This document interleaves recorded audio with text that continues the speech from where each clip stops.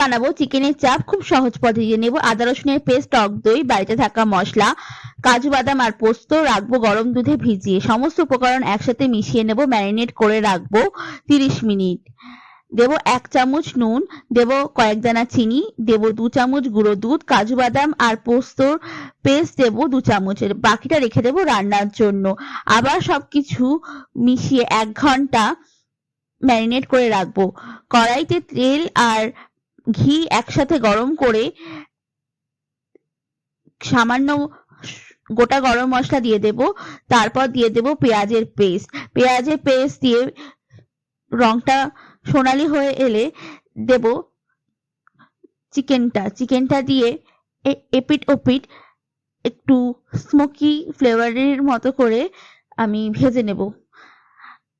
ওই মোটামুটি 10 মিনিট এদিক ওদিক করে ভাজতে হবে। ভেজে নিয়ে যখন দুপাশটাই মোটামুটি একটু পোড়া পোড়া হয়ে যাবে, তারপর আমি দেব সামান্য জল। জলটা তোমরা তোমাদের পছন্দ মতো দিতে পারো, যতটা তোমরা গ্রেভি চাও। এটা দিয়ে মোটামুটি ওই 10 মিনিট মতো ফুটিয়ে নেব। 10 মিনিট ফুটিয়ে নেওয়ার পর যখন